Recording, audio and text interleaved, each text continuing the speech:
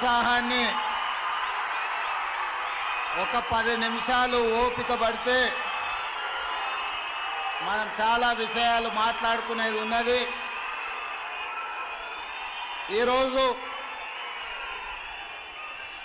ఉగాది పర్వదినమే కాదు,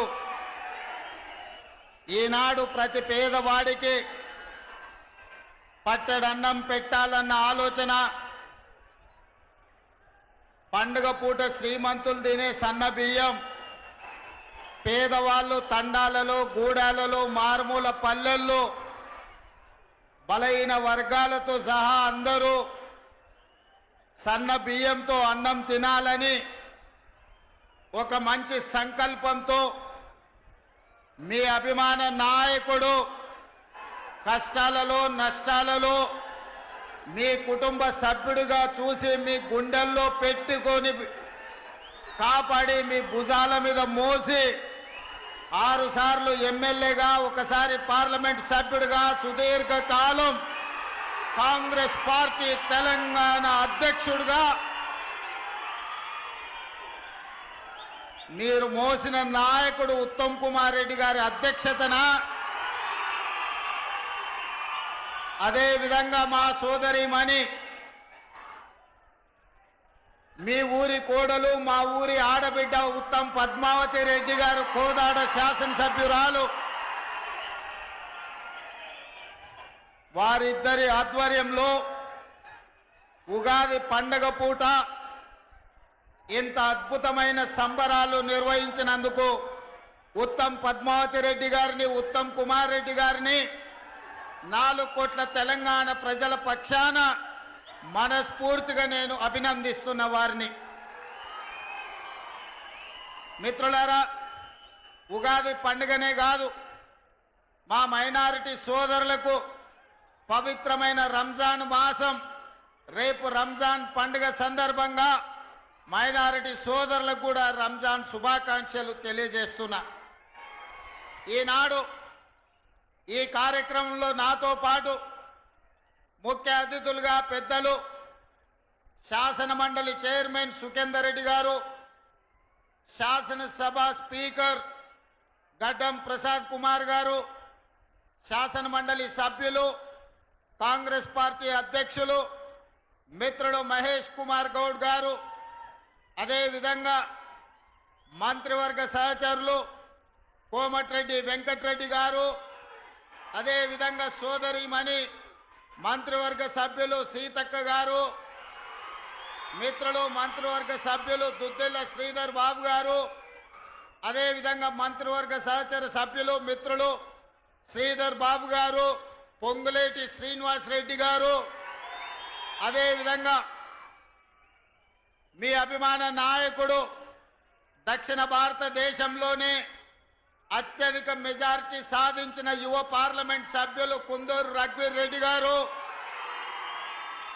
అదేవిధంగా భువనగిరి పార్లమెంట్ సభ్యులు చామల కిరణ్ రెడ్డి గారు, దేవరకొండ శాసన సభ్యులు బాలు నాయక్ గారు, అదేవిధంగా మందుల సామ్యుల్ గారు, వేముల వీరేశం గారు, మిర్యాలగూడ శాసనసభ్యులు లక్ష్మారెడ్డి గారు, అదేవిధంగా భువనగిరి శాసన సభ్యులు అనిల్ రెడ్డి గారు, అదేవిధంగా ఆలేరు శాసనసభ్యులు బీర్ల ఐలయ్య గారు, నల్గొండ జిల్లా నుంచి ప్రాతినిధ్యం వహిస్తున్న ప్రతి శాసన సభ్యుడు, నూతనంగా ఈ రోజే నాకు తెలిసి శాసన మండలి సభ్యులుగా బాధ్యత స్వీకరించిన శంకర్ నాయక్ గారు, అదేవిధంగా అద్దంకి దయాకర్ గారు, వారికి ఈరోజు ఉగాది పండుగ సందర్భంగా శాసన మండలి సభ్యులుగా మొట్టమొదటిసారి ఈరోజు వారు బాధ్యత చేపడుతున్నారు.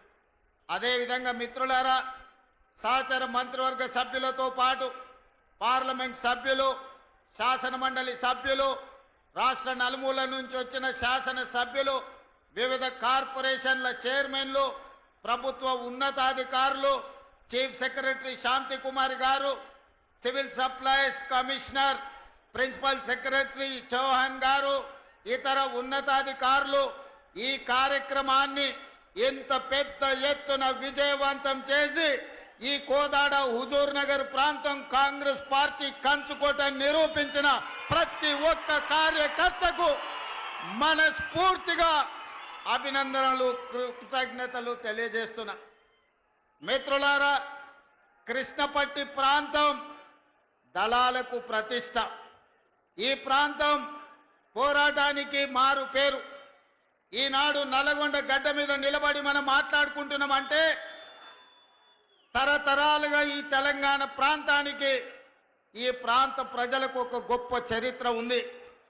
అది ఆదిలాబాదు అడవుల నుంచి మొదలు పెడితే ఆనాడు దండకారణ్యంలో ఇంద్రవెల్లి కొండల్లో వెలిసిన కొమరం భీముడు జల్ జమీన్ జంగల్ అని చెప్పి ఆనాడు భూ పోరాటాలు చేసి నిజాంలకు రజాకర్లకు వ్యతిరేకంగా ఆనాడు వీర మరణం పొందిన ఇంద్రవెల్లి కొండల్లో ఉదయించిన సూర్యుడు కొమరం భీముడైతే, అదే విధంగా ఈనాడు మీకు తెలుసు భూమి కోసం, భుక్తి కోసం, విముక్తి కోసం ఈ నల్లగొండ బిడ్డలు సాయుధ రైతాంగ పోరాటాన్ని నిర్మించిన చాకలి ఐలమ్మ, దొడ్డి కొమరయ్య, భీమిరెడ్డి నరసింహారెడ్డి, ఆరుట్ల కమలాదేవి, మల్లు స్వరాజ్యం, ధర్మ భిక్షం ఈ గడ్డ మీద నుంచి సాయుధ రైతాంగ పోరాటాన్ని నిర్మించి భూమి కోసం, భుక్తి కోసం, విముక్తి కోసం పోరాటాలను నిర్మించిన వీరుల గడ్డ ఈ నల్లగొండ గడ్డ అని నేను చెప్పదలుచుకున్నా.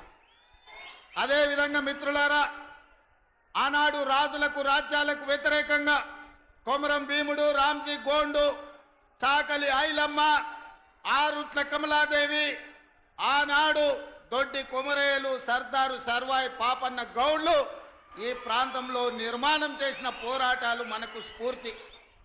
రావి నారాయణ రెడ్డి లాంటి వాళ్ళు ఆనాడు పండిత్ జవహర్లాల్ నెహ్రూ కంటే మొట్టమొదటి పార్లమెంటులో అత్యధిక మెజారిటీతో గెలిపించిన గడ్డ ఈ నల్లగొండ గడ్డ. దేశంలోనే ఆనాడు పార్లమెంటుకు రావి నారాయణ రెడ్డిని అత్యధిక మెజారిటీతోని పంపించిన పౌరుషాల గడ్డ ఈ నల్లగొండ గడ్డ. అట్లాంటి నల్లగొండ గడ్డ మీద నుంచి దక్షిణ భారతదేశంలోనే ఈసారి పార్లమెంట్లో అత్యధిక మెజారిటీనిచ్చి మీ అభిమాని, మీ పార్లమెంటు సభ్యుని ఈరోజు నల్లగొండ బిడ్డ పోరాటాలకు ప్రతీకగా మీరు ఫలితాలను ఇచ్చారు. పెద్దలు ఉత్తమ్ కుమార్ రెడ్డి గారు ఎన్నికల కంటే ముందు మాట చెప్పింది నాకు, వచ్చేసారి కోదాడలో 1,00,000, హుజూర్ నగర్లో 1,00,000 పార్లమెంట్లో మెజారిటీ తెస్తా అంటే ఆనాడు నాకు నమ్మకం కుదరలే.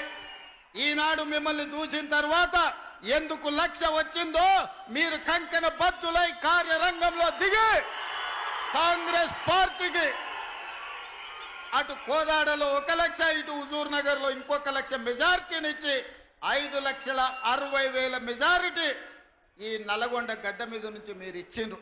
మీ ఉత్సాహం చూసిన తర్వాత మీ అభిమానం ఉప్పొంగుతుంటే ఇందులో నాకు చాలా ఆనందం కలిగింది.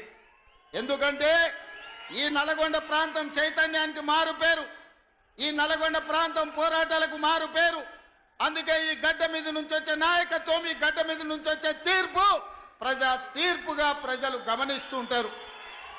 అదేవిధంగా ఆనాడు భూమి కోసం, భుక్తి కోసం, విముక్తి కోసం పోరాటాలు జరిగిన తర్వాత శ్రీమతి ఇందిరాగాంధీ గారు గుర్తించిన ఈ దేశ ప్రజలు, ఈ పేదవాళ్ళు ఏం కోరుకుంటున్నారో, ముఖ్యంగా దళితులు, గిరిజనులు, ఆదివాసీలు, బలైన వర్గాలు, మైనారిటీలు ఏమి ఆశిస్తున్నారో, ఏం కోరుకుంటున్నారో ఆలోచన చేసి ఆనాడు శ్రీమతి ఇందిరాగాంధీ గారు ఇచ్చిన నినాదం రోటీ కప్డా ఔర్ మకాన్. రోటీ కప్డా ఔర్ మకాన్ నేపథ్యంలో పేదవాడికి కడుపు నిండా అన్నం పెట్టాలి, ఉండడానికి ఇల్లు ఇవ్వాలి, అదే విధంగా పేదవాడిని ఆదుకోవాలనే నినాదంతో ఇందిరాగాంధీ గారు ఈ తెలంగాణ ప్రాంతంలో 25 లక్షల ఎకరాల భూములను పేదవాళ్లకు పంచిపెట్టింది. అగ్రికల్చర్ సీలింగ్ యాక్ట్ తీసుకొచ్చి దొరల దగ్గర ఉన్న వేలాది ఎకరాల భూములను ప్రభుత్వం తీసుకొని దళితులకు, గిరిజనులకు, ఆదివాసీలకు, బలైన వర్గాలకు అసైన్మెంట్ పట్టాల పేరు మీద 25 లక్షల ఎకరాల భూములను ఇందిరమ్మ పంచిపెట్టింది. అందుకే ఇయాలటి కూడా ఇళ్లల్లో దేవుడి ఫోటో పక్కన ఇందిరమ్మ ఫోటో పెట్టుకునే సంస్కృతి మా తండాలలో, మా లంబాడ సోదరుల ఇళ్లలో మనం చూడగలం. అదేవిధంగా ఆనాడు రోటీ కప్డవర్ మకాన్ తర్వాత పేదలలో చైతన్యం వచ్చింది. పేదలు పంట పండించాలి, తెల్ల బువ్వ తినాలి అని ఆలోచన చేసింది. అందుకే ఎన్నడో దసరా నాడో, దీపావళి నాడో, ఉగాది పండుగ నాడో తెల్ల బువ్వ తినుడు కాదు, పేదవాళ్లకు తెల్ల బియ్యం పెట్టాలి, తెల్లన్నం ఇవ్వాలి అని ఆనాడు 82, 83లో కాంగ్రెస్ పార్టీ ముఖ్యమంత్రి కోట్ల విజయభాస్కర్ రెడ్డి గారు మొట్టమొదట ₹90 బియ్యము ఇయ్యాలి పేదలకు. పండుగ రోజే కాదు, ప్రతిరోజు వాళ్ళ ఇళ్లలో పండుగ చేసుకోవాలి, తెల్ల బువ్వ పెట్టాలి అని మొట్టమొదట విజయభాస్కర్ రెడ్డి గారు ఆలోచన చేసి పథకాన్ని తెచ్చింది. కానీ పథకం అమలయ్యే లోపల ఎన్నికలు వచ్చినాయి. ఎన్నికల్లో అన్న ఎన్టీఆర్ అధికారాన్ని చేపట్టింది. అన్న ఎన్టీఆర్ అధికారాన్ని చేపట్టిన తర్వాత పేదవాళ్ళ ఆకలి తెలిసినోడుగా ఖచ్చితంగా ఈ పథకాన్ని కాంగ్రెస్ ప్రారంభించింది కాబట్టి నిలిపేయాలన్న ఆలోచన చేయలే. ఆనాడు పెద్దలు జానారెడ్డి గారి సలహా మేరకు, సూచన మేరకు కేవీ సత్యనారాయణరావు గారు లాంటి వాళ్ళు ఈ పథకాన్ని కొనసాగించాలి అని ₹2 కిలో బియ్యం పథకాన్ని ఆనాడు అన్న ఎన్టీఆర్ తీసుకొచ్చి పేదలకు తెల్ల బియ్యం, తెల్లన్నం తినే అవకాశం 83లో కల్పించిండ్రు. ఆనాడు పెద్దలు జానారెడ్డి గారు క్రియాశీలక పాత్ర పోషించిన ఆ కార్యక్రమంలో. ఆ తర్వాత కాలక్రమేణా బియ్యం ఇచ్చుకుంటూ వచ్చినాం. పంటలలో మార్పు వచ్చింది, ప్రజల ఆలోచనలో చైతన్యం వచ్చింది. ఈనాటికి ఆనాడు మొదలుపెట్టిన దొడ్డు బియ్యమే ఈ రోజు సివిల్ సప్లైస్ కార్పొరేషన్ సరఫరా చేస్తుంది.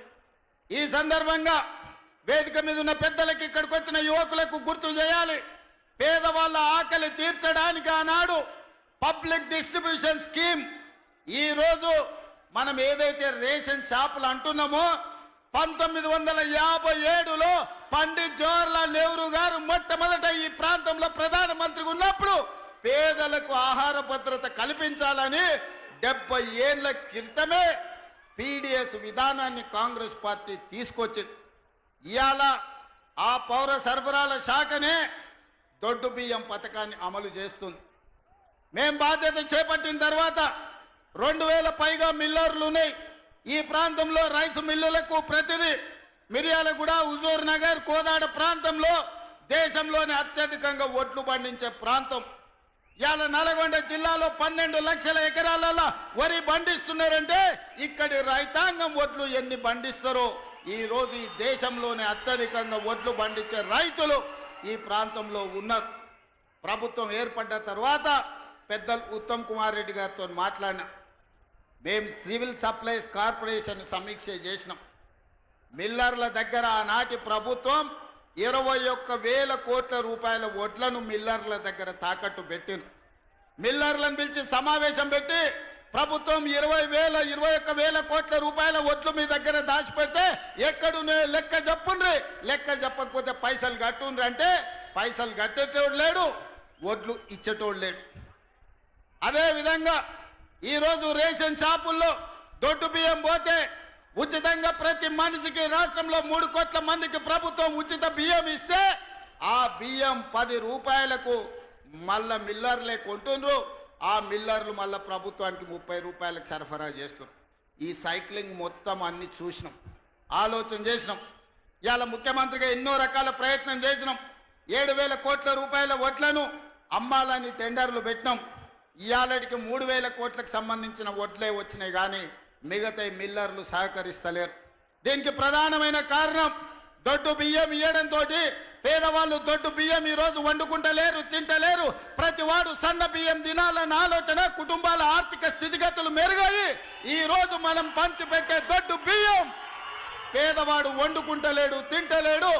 ఇది మిల్లర్ల మాఫియా లేకపోతే దళారుల చేతుల్లోకి ఈ దొడ్డు బియ్యం వెళ్ళి 10,000 కోట్ల రూపాయలు ప్రతి సంవత్సరం దళారుల దోపిడీకి గురైతున్నాయి.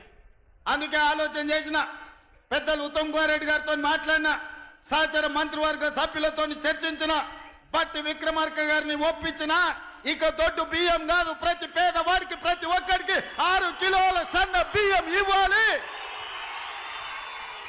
ఉగాదో, దీపావళి, సంక్రాంతి పండుగ కాదు, పేదవాడి ఇంట్లో ప్రతిరోజు పండుగ ఉండాలి, సన్న బియ్యం వండాలి, పేదవాడి కడుపు నింపాలి. తేవాలి సోనియమ్మ నాయకత్వంలో అని ఆలోచన చేసినాం. ఇవాళ మిత్రులారా, ఇందిరమ్మ రోటీ కప్డవర్ మకాన్ తర్వాత, విజయభాస్కర్ రెడ్డి ఎన్టీ రామారావు గారి బియ్యం పథకం తర్వాత శ్రీమతి సోనియా గాంధీ గారికి ఈ దేశం రుణపడి ఉండాలి. చట్టబద్ధత లేదు. అందుకే ఆహార భద్రత చట్టాన్ని పార్లమెంటులో తెచ్చి పేదవాడికి తినడానికి అవసరమైన అన్ని వసతులు ఏర్పాటు చేయాలని ఆహార భద్రత చట్టం శ్రీమతి సోనియా గాంధీ గారు పార్లమెంటులో తెచ్చి పేదవాడి ఆకలి తీర్చడానికి సోనియమ్మ చట్టాలు చేసింది. పెద్దలు చెప్పేటోళ్ళు, మా నాయనమ్మ చిన్నప్పుడు అనేది, భార్య జీతం చూస్తుంది, అమ్మ ఆకలి చూస్తుందని. భార్య మొగుడుకొచ్చే జీతం లెక్కేస్తుందంట, అమ్మనేమో కొడుకు కడుపులో ఉన్న ఆకలిని అంచనా చేస్తుందంట. ఆ అమ్మ పాత్ర సోనియమ్మ పోషించి ఈ బిడ్డలకు ఆకలి ఉండొద్దు, ఆహార భద్రత చట్టాన్ని తేవాలి, పేదవాడిని ఆదుకోవాలని సోనియమ్మ ఆహార భద్రత చట్టం తెస్తే దొడ్డు బియ్యాన్ని సన్న బియ్యం ద్వారా ఆ ఆకలి తీర్చాలని పెద్దలు మిత్రులు ఉత్తమ్ కుమార్ రెడ్డి గారు సివిల్ సప్లైస్ కార్పొరేషన్ ద్వారా ఈ రోజు దేశంలోనే మిత్రులారా 10 ఏళ్ళు మేధావుల మన్నోళ్ళు, 80,000 పుస్తకాలు చదివినోళ్ళు, తెలంగాణ మూల మూలన నరాన నాకు తెలుసు ఎవరికి తెలుసు అని అడిగినోడు 10 ఏళ్ళలో ఎన్నడన్న సన్నబియ్యం పేదోళ్ళకి ఇవ్వాలని ఆలోచన చేసిండా? మీరు ఒరేస్తే ఉరేసుకున్నట్టే అని మిమ్మల్ని భయపెట్టిండు. ఆయన ఫామ్ హౌస్లో 1000 ఎకరాల వరి పండించి, మిత్రులారా ఇది బాగా తెలంగాణ రైతాంగం వినాలి, ఆనాటి మాజీ ముఖ్యమంత్రి గారు ప్రజలకు విజ్ఞప్తి చేసిండు, మీరు వరి వేయొద్దు, మేము ఒట్లు కొనం, ఒకవేళ ఊరేసుకుంటే మీరు ఊరేసుకున్నట్టే అని. ఆయన చెప్పిందే నిజమైతే అదే సీజన్లో అదే పంటలో దాదాపుగా ఎర్రవల్లి ఆయన ఫామ్ హౌస్ లో 1000 ఎకరాల ఒట్లు పంపిస్తే కావేరి సీడ్స్ అనే కంపెనీ 4,500 రూపాయలకు క్వింటాలు ఆయన ఫామ్ హౌస్ లో పండించిన ఒడ్లు కొన్నారు. మిత్రులారా, నేను ఇది అధికారికంగా ఆరోపణ చేస్తున్న వారి మీద. నేను అడుగుతున్న తెలంగాణ రైతాంగాన్ని, మనం పండించిన ఒడ్లు 2,000 కొనేటోడు దిక్కు లేదు, రైతులు ఊరేసుకుంటుంటే ఒడ్లు కొనక చంద్రశేఖరరావు గారు ఫామ్ హౌస్ లో పండించిన ఒడ్లు 4,500 రూపాయలకు క్వింటాల్ కొన్నారంటే అవి ఒడ్లా లేకపోతే అందులో బంగారం పండుతుందా అని నేను అడుగుతున్నా. దొరగారి ఫామ్ హౌస్ లో పండితే 4,500కు అమ్ముకుంటాడు, మన దళితులు గిరిజనులు పండిస్తే ఒడ్లు కొనేటోడే లేడు. అందుకే నేను ఉత్తమ్ కుమార్ రెడ్డి గారు, బట్టి విక్రమార్క గారు ఆలోచన చేసినాం, చర్చించినాం. ఎంత ఖర్చైనా పర్వాలేదు, ఎన్ని కోట్లైనా పర్వాలేదు, పేదలు పండించిన ప్రతి చివరి గింజ వరకు ప్రభుత్వమే కొంటుంది. సన్న ఒడ్లు పండిస్తే 500 బోనస్ ఇస్తామని చెప్పి నిర్ణయించి ఇవాళ 500 రూపాయల బోనస్ ఇస్తున్నాం.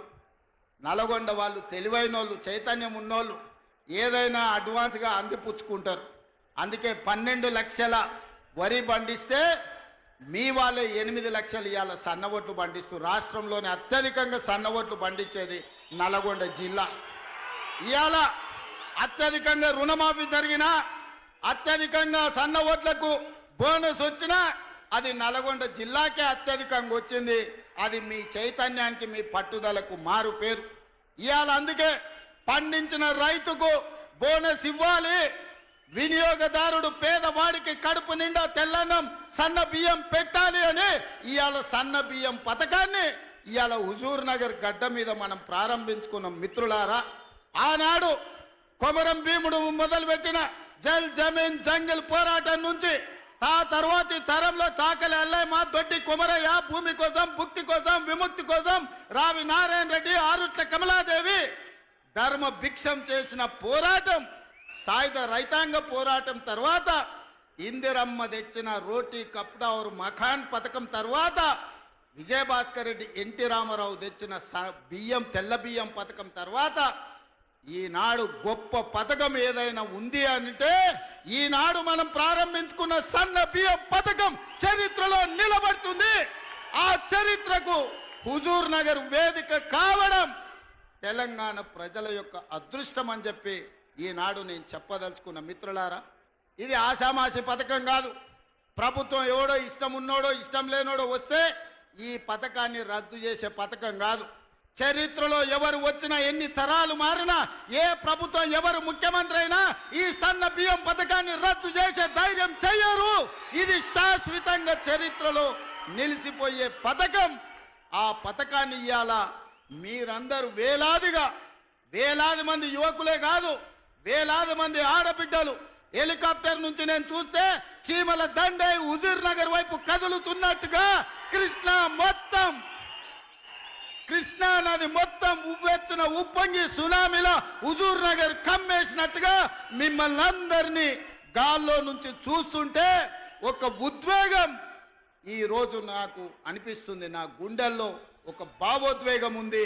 ఈ చైతన్యానికి ఈ రోజు మీరందరూ ప్రతీక. అందుకే మిత్రులారా, చాలా విషయాలు మాట్లాడాలని ఉన్నది, కానీ ఆలస్యమైంది. ఒక్క మాట చెప్పదలుచుకున్నా. ఈ నల్లగొండ కోసం ఆనాడు పండిత్ జవహర్లాల్ నెహ్రూ గారు మొదలుపెట్టిన నాగార్జున సాగర్ కావచ్చు, ఈ కృష్ణా పరివాహక ప్రాంతంలో మొదలుపెట్టిన శ్రీశైలం ప్రాజెక్టు కావచ్చు, కల్వకుర్తి, భీమా, నెట్టంపాడు, కోయిలసాగరు, ఆర్టీఎస్, ఈ ప్రాజెక్టులనే కాకుండా ఎస్ఎల్బిసి టన్నెల్, ఎలిమిలేటి మాధవరెడ్డి ఎత్తిపోతల పథకాలు, ఇవన్నీ ప్రాంత రైతాంగాన్ని ఆదుకోవడానికి మొదలుపెట్టినాం. తెలంగాణ వచ్చినప్పటి నుంచి 10 ఏళ్లు ముఖ్యమంత్రిగా ఉన్న చంద్రశేఖరరావు గారు ఎస్ఎల్బిసి టన్నెల్ను 10 కిలోమీటర్లు, ఆర్త పార్త సంవత్సరానికి 1 కిలోమీటర్ పూర్తి చేసిన ఎస్ఎల్బిసి టన్నెల్ పూర్తయి 3,60,000 ఎకరాలు నల్గొండ జిల్లాకు నీళ్లు వస్తుండే మీ మీద కక్ష గట్టి, మీ మీద పగబట్టి ఎస్ఎల్బిసి టన్నెల్ను పడావు పెట్టే మళ్ళీ ఈ రోజు మనం వచ్చినాక ప్రారంభించుకున్నాం. ఆనాడే ఎస్ఎల్బిసి టన్నెల్ ఆషమాషిగా రాలే. కోమటిరెడ్డి వెంకటరెడ్డి గారు, జానారెడ్డి గారు, రాజశేఖర రెడ్డి గారితో కొట్లాడి మాకు నీళ్లు కావాలి, కృష్ణానది జలాలు మాకు రావాలి అని చెప్పి ఎస్ఎల్బిసి టన్నెల్ను ఆనాడు 2005-6లో ప్రారంభించుకున్నారు. మరి 44 కిలోమీటర్లలో 34 కిలోమీటర్లు పూర్తయిన ఎస్ఎల్బిసి టన్నెల్ 10 ఏళ్లలో చంద్రశేఖరరావు సంవత్సరానికి 1 కిలోమీటర్ పూర్తి చేసిన ఎస్ఎల్బిసి పూర్తి అవుతుండే, కానీ చెయ్యలే. ఆయనకు మీ ఓట్ల మీద ధ్యాస ఉంది, మీ సీట్ల మీద ధ్యాస ఉంది, కానీ మీ నీళ్ల మీద దాస లేదు, మీ కష్టాలను తీర్చాలన్న ఆలోచన లేదు. అందుకే ఇవాళ పౌర సరఫరాల శాఖ అయినా, ఇవాళ సాగునీటి పారుదల శాఖ అయినా మీ హుజూర్ నగర్ లో ఉంది. పోయిన సంవత్సరం 24,000 కోట్లు ఈ శాఖకు నిధులు ఇచ్చి ఉత్తమ్ కుమార్ రెడ్డి గారి నాయకత్వాన తెలంగాణలో పడవబడ్డ ప్రాజెక్టులను పూర్తి చేయాలి. కాళేశ్వరం కుప్పగూలిన ఆయన కాళేశ్వరం అంటాడు, మా ఎంకన్ననేమో అది కూలేశ్వరం అంటాడు. 3 ఏళ్లలో 1,00,000 కోట్లు మింగిండు, కట్టిండు, కూలింది. నేనేం చెప్పిన అంటే పని మంత్రుడు పనిచేస్తేనంట కుక్కతో దానికి కూలిపోయిందంట. ఎక్కడైనా ఎవడైనా 1,00,000 కోట్లు పెట్టి కట్టిన ప్రాజెక్టు 3 ఏళ్లలోనే కూలిపోయేది. ఈ దేశంలోనే కాదు, ఈ ప్రపంచంలో ఎప్పుడైనా జరిగిందా? కాళేశ్వరం ఆయన ప్రపంచంలో 8వ వింత అన్నాడు. నాయన అది 8వ వింత కాదు, ప్రపంచంలో ఏకైక వింత. 1,00,000 కోట్లు పెట్టిన కాళేశ్వరం 3 ఏళ్ల కుప్ప కూలిందంటే మిమ్మల్ని ఊరేసిన పాపం పోదు మీది. 1,00,000 కోట్లు ప్రజల సొమ్ము దిగమింగి కాళేశ్వరం కట్టి కూలగొడితే కూడా మొన్నటి వానకాలంలో రైతులు కష్టపడి శ్రీరామ్ సాగర్, శ్రీపాద ఎల్లంపల్లి ప్రాజెక్టుల కింద, శ్రీశైలం, నాగార్జున సాగర్, భీమా, కోయిల్ సాగర్, నెట్టంపాడు లాంటి ప్రాజెక్టుల కింద 1,56,00,000 మెట్రిక్ టన్నుల వడ్లు ఉత్పత్తి చేసి దేశంలోనే అత్యధికంగా వడ్లను పండించిన రాష్ట్రంగా తెలంగాణ చరిత్రలో ఉంది. ఈసారి యాసంగిలో కూడా అత్యధికంగా వడ్లు వండే పరిస్థితి ఉన్నది. ఇవాళ మిత్రులారా, అందుకే మీ శ్రమ ఎక్కడికి పోదు. నేను ఇవాళ ఉదయం పంచాంగం సందర్భంగా చెప్పిన మా ఆలోచనలో లోపం లేదు. మేము ఒక సంకల్పాన్ని పెట్టుకుంటే మంచి ఆలోచనతో, మంచి బుద్ధితో ఏ సంకల్పాన్ని పెట్టుకున్నా, నేను మొట్టమొదటిసారి జడ్పీటీసీ ఇండిపెండెంట్గా నిలబడ్డప్పుడు ప్రజలకు చెప్పిన ప్రజా సేవ చేయడానికి నేను వచ్చినాను. నా సంకల్పం మంచిది కాబట్టి ప్రజలు నన్ను ఆశీర్వదించారు. 9 నెలలకే ఎమ్మెల్సీ ఇండిపెండెంట్గా నిలబడ్డా. మా జిల్లా ప్రజలకు చెప్పిన ఏదో ఒక రోజు జిల్లాకు మంచి పేరు తెస్తా, నన్ను ఆశీర్వదించండి అంటే 2007లో ఎమ్మెల్సీగా ప్రజలు ఆశీర్వదించారు.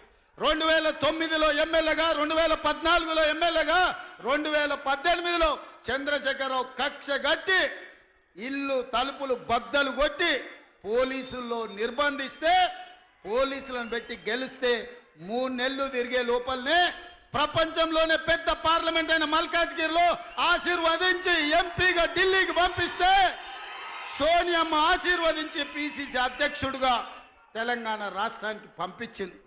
ఆ పిసిసి అధ్యక్ష పదవి మీ ఆశీర్వాదం ఇవాళ తెలంగాణకు ముఖ్యమంత్రిని చేసి నిలబెట్టింది. 2006లో జడ్పీటీసీగా మొదలుపెట్టిన నేను 2023 లోపల తెలంగాణ రాష్ట్రానికి ముఖ్యమంత్రి అయినంటే మా సంకల్ప బలం గొప్పది. పేదవాళ్లకు సేవ చెయ్యాలి, పేదవాళ్ల గుండెల్లో శాశ్వతంగా గుర్తింపు ఉండాలి అని సంకల్పించడం కాబట్టే ఇవాళ మీ ముందు నిలబడి మాట్లాడగలుగుతున్నా. ఉద్దండులైన నాయకులు వేదిక మీద ఉన్నా ఈరోజు దేవుడు కరుణించిండు, మీరు ఆశీర్వదించిండ్రు తెలంగాణ రాష్ట్రానికి ముఖ్యమంత్రి అయిన. ఇవాళ ప్రవేశపెట్టే పథకాలకు కూడా కొంతమంది పిల్లి శకునాలు పలుకుతున్నారు. గోడ మీద ఉండే బల్లి శకునం పలికేదంట, కుర్చీలో పడి సచ్చిందంట. ఇవాళ టీఆర్ఎస్ వాళ్ళ పరిస్థితి అట్లుంది, శకునం పలికే బల్లి కుర్చీలో పడి సచ్చిందని.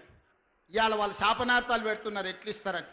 మాకు సంకల్ప బలం ఉన్నది, ఈ పథకాలను అమలు చేస్తాం. నేను ఈరోజు చెప్తున్నా, 3,10,00,000 మందికి ప్రతి వాడికి 6 కిలోలు సన్న బియ్యం ఇస్తాము. ఎన్ని వేల కోట్ల ఖర్చు అయినా పెడతాము.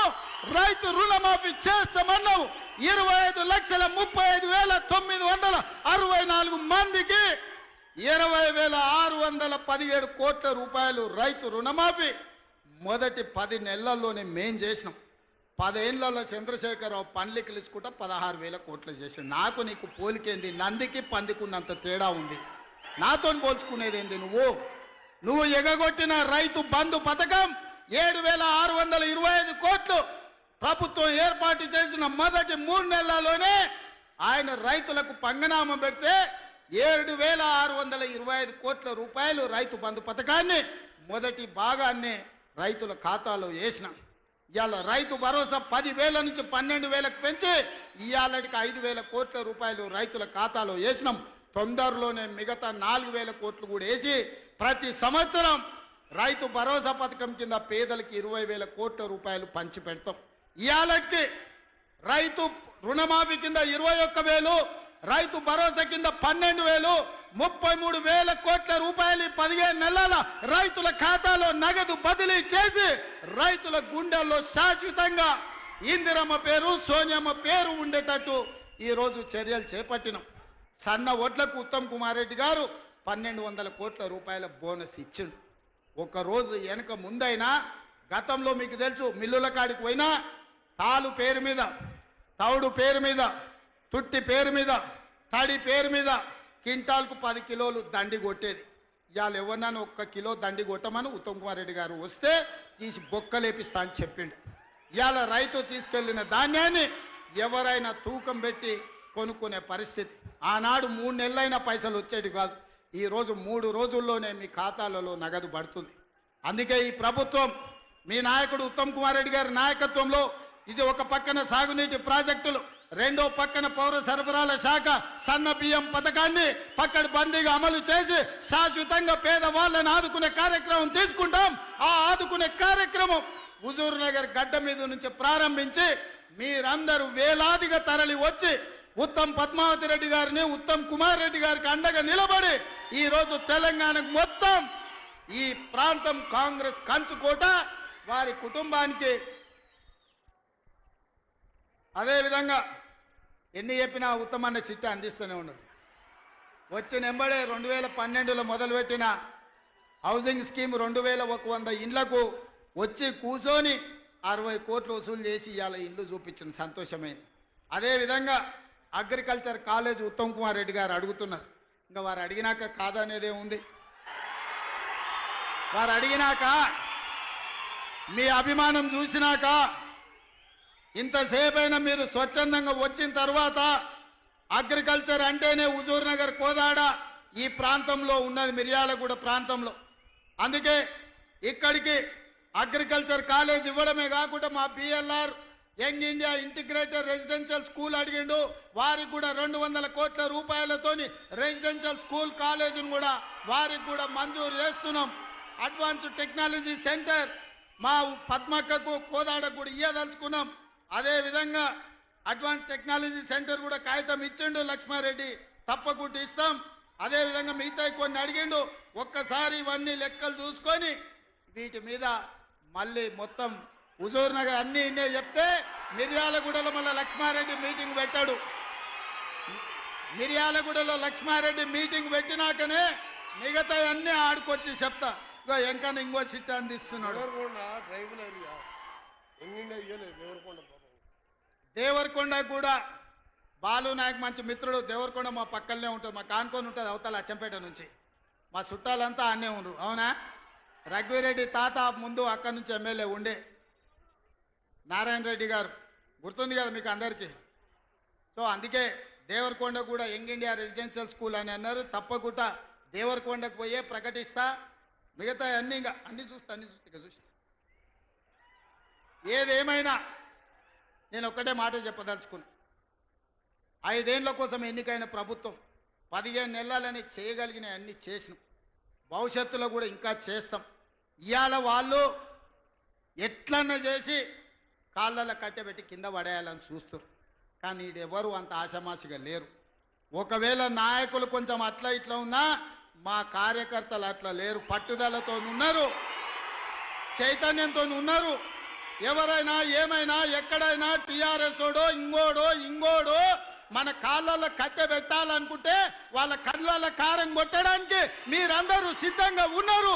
నాకు ఆ నమ్మకం ఉంది. మీ శక్తితోని, మీ యుక్తితోని, మీ పోరాటంతో, మీ సంకల్పంతో ఈనాడు తెలంగాణలో ప్రజాపాలన వచ్చింది. ఈ ప్రజాపాలన ప్రగతి బాట వైపు నడుస్తుంది. మీరు అండగా ఉండండి. 10 ఏళ్ళు ఈ తెలంగాణ రాష్ట్రాన్ని అద్భుతమైన రాష్ట్రంగా దేశానికే నెంబర్ 1 ఉండే విధంగా తీర్చిదిద్దే బాధ్యత మేము తీసుకుంటామని తెలియజేస్తూ మీ అందరి దగ్గర సెలవు తీసుకుంటున్నా. ధన్యవాదాలు మిత్రులారా.